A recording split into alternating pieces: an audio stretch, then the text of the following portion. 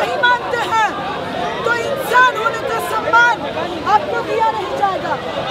हम सब लोग सोच के देखें, हम अपने घर में क्या ये स्थिति नहीं देखते हैं कि घर की जो महिलाएं हैं उनको सूरज ढलने से पहले वापस आना पड़ेगा, लेकिन घर के पुरुष अपना काम खत्म करके, अपना एंटरटेनमेंट करके, मूवी देख के, दोस्तों के साथ बात करके रात को कभी भी वापस आ सकते हैं। और मुझे लगता है कि ये लड़ाई वहाँ से शुरू होता है। हम सब लोग पूछ के देखें कि हर एक घर के अंदर ये इनइक्वालिटी क्यों है, क्यों घर की लड़कियां 5 बजे तक अंदर आ जाएगी, और अगर नहीं आएगी तो सवाल उठाया जाएगा कि उसका चरित्र ठीक नहीं है। अगर वो किसी पुरुष मित्र के साथ मिलने रात को 9 बजे 10 बजे बाहर जाती है तो सवाल उठाया जाएगा कि उसका चरित्र ठीक नहीं है। और वहीं से शुरू होता है ये सब सिलसिला। और शायद इसीलिए इस समाज के आधे हिस्से के ऊपर बलात्कार, कमेंट, हैरेसमेंट, मोलेस्टेशन होता है। आज हम यहाँ पे इकट्ठा हुए हैं, कुछ मांगों को हम सब लोग रख रहे हैं।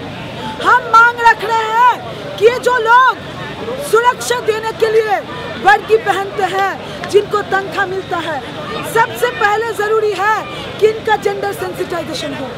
हम में से हर एक महिला जो दिल्ली में रहते हैं हमको पता है कि बाहर अगर आप 7 बजे के बाद निकलेंगे तो आप कितना अनसेफ महसूस करते हैं।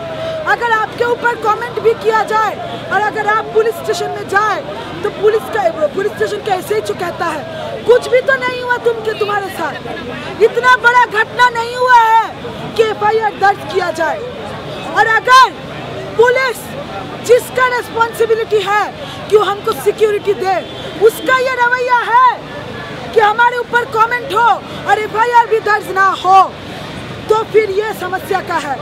और इसलिए जरूरी है कि ऊपर से नीचे सारे पुलिस ऑफिशियल्स का, आर्मी का, CRPF का, सिक्योरिटी के नाम पे जो लोग पहनते हैं उनका जेंडर सेंसिटाइजेशन हो।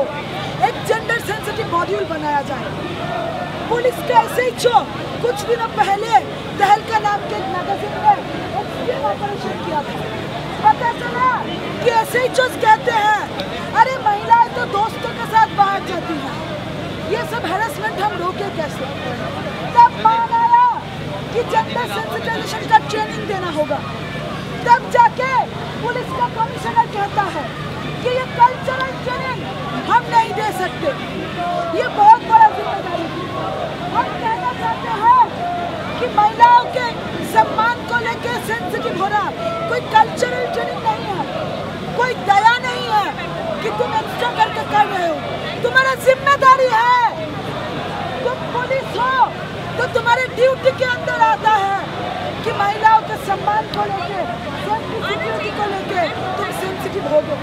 तुम अगर सोचते हो कि 10 बजे के बाद जो महिला निकलती है अगर साकेत में सिनेमा देखने जाती है तो उसका गारंटी, उसका सेफ्टी का गारंटी तुम नहीं करोगे, तो तुमको अपना वर्दी छोड़ना होगा।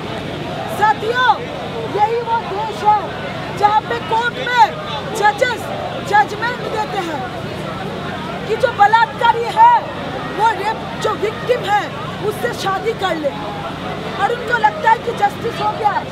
उनको लगता है कि शादी करवा दोगे तो जो डिग्निटी में इन्फ्रिंजमेंट हुआ है, किसी महिला को बिना पूछे उसके साथ जो अपमान हुआ है, शादी करवा दोगे तो वापस आ जाएगा।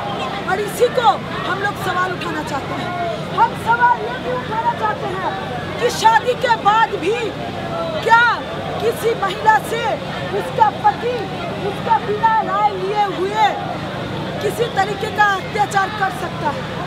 ये सिर्फ शादी के बाहर नहीं, हम मांग उठाना चाहते हैं कि मैरिटल रेप को भी कंसिडर किया जाए।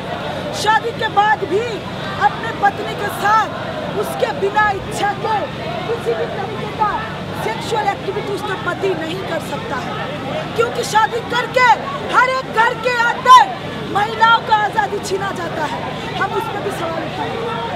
हम मांग